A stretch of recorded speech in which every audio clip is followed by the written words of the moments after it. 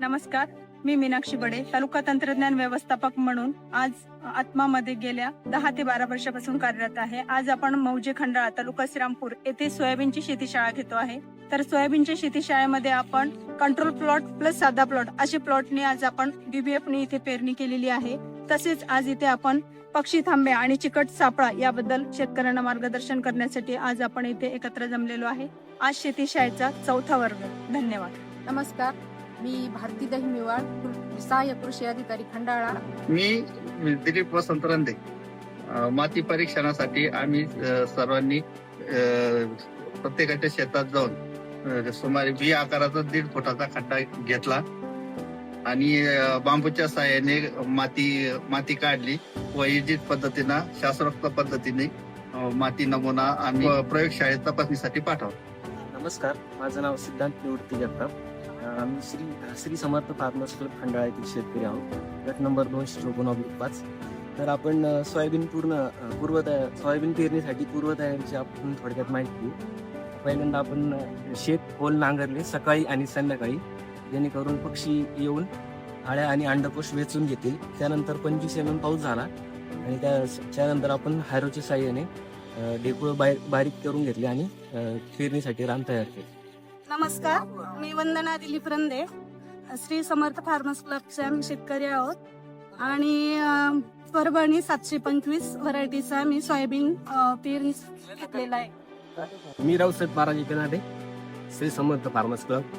पहिला पाऊस पडला, मुंबई झाडाखाली उमणीच्या प्रतिबंधक उपायासाठी लाईट साबळे लावले, खड्डा घेतला, खड्ड्यामध्ये पाणी टाकलं आणि त्याच्यात कीटकनाशक टाकून उमणीचा नियंत्रण केलं. नमस्ते, मी प्रवीण शिवाजी मरकडे, श्री समर्थ क्लब गटाचे आम्ही मेंबर आहोत सर्व शेतकरी.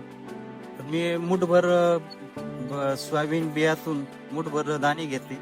आम्ही पोतं ओल्लं करून सर्वांनी पोते ओल्ले केले 13 जणांनी, 10 आडवे आणि 10 उभे. एकूण असे 100 दाणे आम्ही ठेवले. तर त्याच्यानंतर आम्ही पोटे गुंदळून 4 ते 5 दिवस आम्ही त्याच्यावर पाणी शिपडायचो. 4 ते 5 दिवसानंतर पोते उघडल्यानंतर त्याची उगवण क्षमता आम्हाला 80% पुढं दिसली, सर्वांची दिसली. तर मग त्यानंतर आम्ही पेरणी सुरुवात केली. नमस्कार, मी संजय जयंत डोकसबळे, श्री समर्थ क्लब या गटात शेतकरी असून आम्ही गटाने सोयाबीन पेरणीसाठी बीज प्रक्रियेचा अवलंब केला.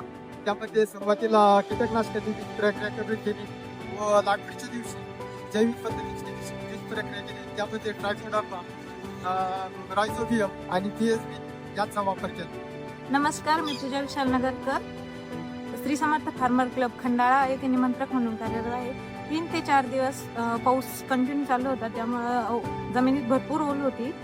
मग BBF पद्धतीने आम्ही गटातील शेतकऱ्यांनी पेरणी केली 18 इंचावर. नमस्कार, मी प्रताप माधव डोकसवळे, श्री समर्थ फार्मर्स क्लबचा मेंबर असून सोयाबीन पेरल्याच्या नंतर साधारणतः 15 ते 18 दिवसाच्या दरम्यान तणाची अवस्था बघून, म्हणजे सरासरी तण 2 ते 4 पानावर असताना फिजिओफ्लेक्स या कंपनीचे औषध आम्ही सर्वजण इर्जिक पद्धतीने फवारणार आहोत. नमस्कार, मी शरद बोरकर, मी श्री समर्थ फार्मर्स क्लब खंडाळा या गटाचा एक मेंबर असून आपण सोयाबीन पेरणी करताना जे डोस टाकत असतो, बेसल डोस, त्यामध्ये आपण 19-10-24 हे खत घेतलं होतं. आणि बेसल डोस मध्ये सुरुवातीला मशागत करताना सेंद्रिय खत वापरतो.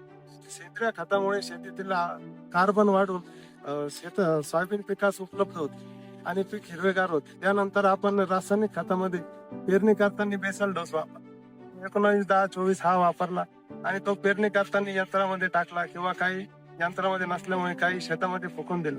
अशा पद्धतीने आपण बेसल डोस टाकला, जो दीर्घकालीन सोयाबीन पिकासाठी उपयुक्त पडेल.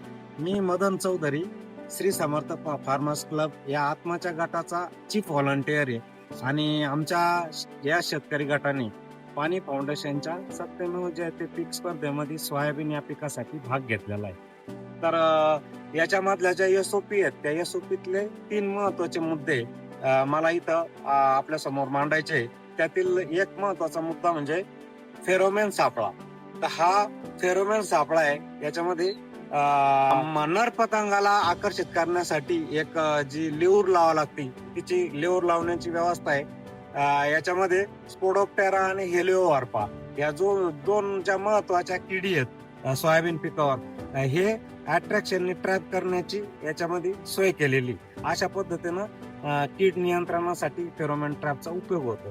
त्याचप्रमाणे दुसरं जे थ्रिप्स आणि पांढरी माशी या मोठ्या प्रमाणामध्ये या ज्या सकिंग पेस्ट आहे ह्या सोयाबीन पिकावर येत असतात, त्याच्यासाठी पिवळे आणि निळ्या रंगाचे स्टिकी कार्ड हे एकरी साधारण 8 ते 10 असे लावल्याने थ्रिप्स आणि पांढऱ्या माशीचा मोठ्या प्रमाणावर अटकाव भौतिकदृष्ट्या आपल्याला करता येतो. आणि पिकावर याच्यामुळे जे नुकसान होतं शक्यतो व्हायरस येण्याचं जे प्रमाण आहे पांढऱ्या माशीमुळे, तर हे आपल्याला टाळता येतं आणि पीक जोमदार ठेवण्यासाठी आपल्याला मदत होते. त्यानंतर तिसरी जी SOP आमच्यावाली, तर ती पक्षी थांबा आहे का, जेणेकरून भौतिकदृष्ट्या सुद्धा कोशाचं आणि आळीचं नियंत्रण झालं पाहिजे. आणि हे आपल्याला सगळ्यांना माहिती आहे का हे पक्ष्यांचं खाद्य आहे, परंतु पक्षी तिथं व्यवस्थित थांबण्यासाठी आणि त्याला निरीक्षणाला वाव मिळण्यासाठी या पक्षी थांब्याचा आपण अशा पद्धतीनं क्षेत्रामध्ये 4 ते 6 पक्षी थांबे उभे करून आपण पक्ष्यांना तिथं येण्यासाठी वाव देणार आहोत. धन्यवाद. एकच शेती, एकच शेती, करूया आपण, करूया आपण.